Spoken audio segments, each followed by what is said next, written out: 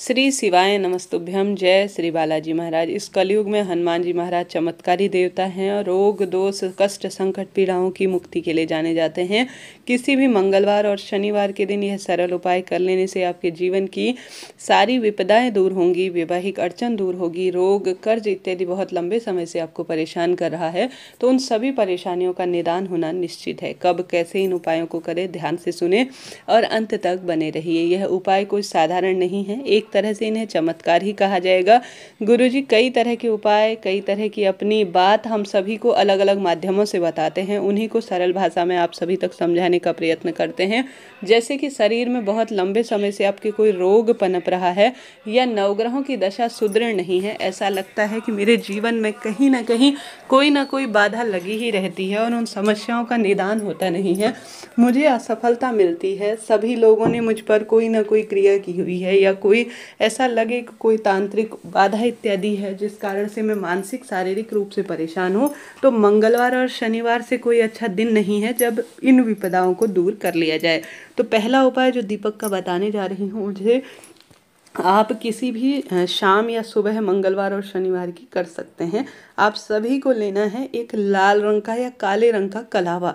कलावा हमेशा ही व्यक्ति की रक्षा करता है। आप जानते होंगे, पंडित जी भी आपके घर पर आते हैं तो आपके रंग हाथ में हमेशा कलावा बांधते हैं।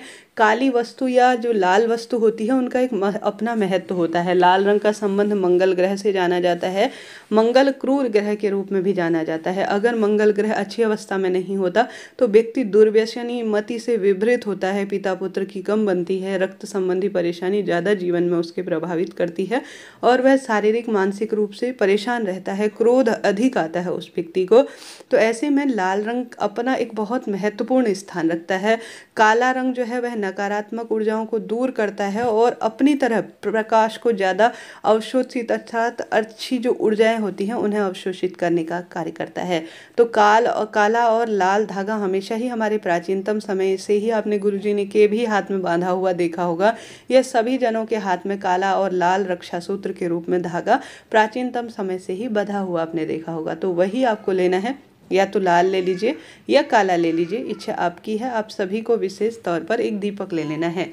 दीपक आप आटे का ले सकते हैं, चाहे तो मिट्टी का ले सकते हैं। दीपक हमेशा आटे का लिया जाता है तो बहुत ज़्यादा यह सुख देने वाला होता है, क्योंकि बाद में इस आटे के दीपक को चिड़िया कबूतर ग्रहण कर लेती है तो इसका परम सुख मिलता है। तो आप सभी को या तो लाल या काला कलावा जैसा भी है ले लेना है। लाल लेते हैं तो ज़्यादा शुभ फल देता है क्योंकि यह मंगल ग्रह से संबंध रखता है। काला भी शुभ फल देता है, इच्छा आपकी है। आप सभी को दीपक के अंदर एक लौंग का जोड़ा डाल देना है। कितना? एक जोड़ा डालना है, अर्थात 2 की संख्या में परिपूर्ण फली फूली अवस्था वाले लौंग डाल देने हैं। और दीपक के अंदर या तो सरसों का तेल भर दीजिए या तिल का तेल प्रयोग में ले सकते हैं, या चमेली का तेल भी बहुत अधिक जो है यह कार्य में सहायक होता है। तो आपके पास 3 ऑप्शन है। घी का इसमें प्रयोग नहीं होगा, या तो सरसों का तेल या जो है तिल का तेल या चमेली का तेल आप डाल दीजिए। अब आप सभी को जो धागा लेना है वह इतना बड़ा लेना है कि जो व्यक्ति प्रभावित है, जीवन में हर स्वरूप में हार रहा है, उसके सर से लेकर पैर तक, नाखून जहाँ तक है सर से लेकर पैर तक नाप लेना है आप सभी को उस धागे को। और मन ही मन यह भी बात बोल देनी है कि किसी का कुछ किया कराया है, वैवाहिक या जो कोख बंधन इत्यादि है, बुद्धि बंधन है, क्रोध अधिक आता है, शारीरिक मानसिक दवाई खाकर दिन की शुरुआत होती है, या जीवन में हर स्वरूप में वह परेशान हो रहा है, तो उन सभी का स्मरण करते हुए और अवधूतेश्वर महादेव का, अवधूत स्वरूप जो महादेव का है उसका स्मरण करना है, जिससे कि व्यक्ति की बुद्धि सही स्थिर हो जाती है, काम में मन लगने लग जाता है और हर स्वरूप में उसे सुख मिलता है। तो उस अवधूतेश्वर महादेव का आपको स्मरण करना है। उसके बाद उस धागे की आपको सुंदर एक बाती बना लेनी है। ठीक है, एक बाती बना लीजिए सुंदर स्वरूप में। उसके बाद उस दीपक के अंदर इसे रख लीजिए। ठीक है, बाती को आपको दीपक के अंदर रख लेना है और लौंग का जोड़ा और मैंने तेल आपको बता ही दिया, वह प्रयोग करने के बाद आप सभी को बाती स्वरूप बनाने के बाद या तो इसे हनुमान जी के मंदिर में लेकर चले जाना है शनिवार या मंगलवार के दिन, या आप सभी जो आपके आसपास पीपल का पेड़ है वहाँ पर भी यह प्रयोग कर सकते हैं, क्योंकि पीपल पेड़ में पितरों का वास और हमारे सभी देवी देवताओं का वास माना जाता है। तो या तो पीपल वृक्ष की जड़ में यह दीप लगा लीजिए, या आप सभी जो है हनुमान जी के मंदिर में भी इस दीपक को लगा आ जाइए।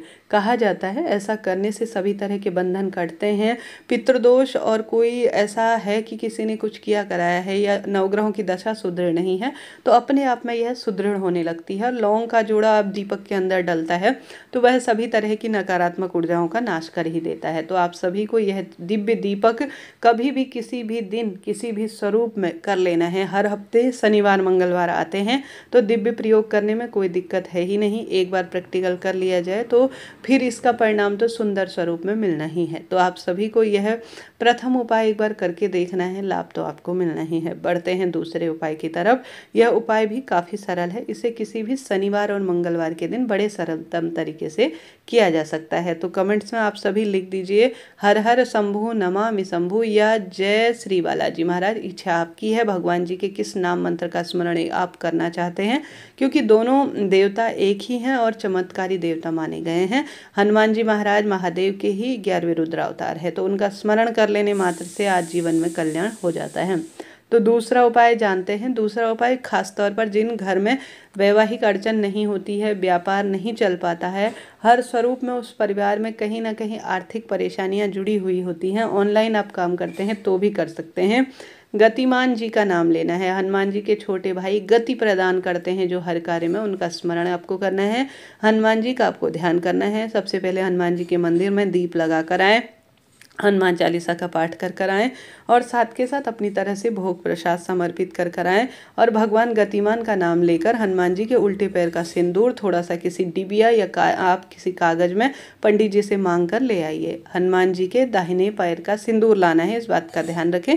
हालांकि दाएं या बाएं कोई भी पैर का सिंदूर ला सकते हैं, कोई दिक्कत नहीं। पैर तो पैर है, स्पर्श तो स्पर्श है हनुमान जी का और अभिमंत्रित चीज़ है, कोई टेंशन चिंता की बात नहीं है। तो आप या तो उल्टे पैर का ले आएँ या दाहिने पैर का ले आए। गुरुजी हमेशा ही हर कार्य की महत्वता सरलतम तरीके से बताते हैं, तो आप वह कर सकते हैं।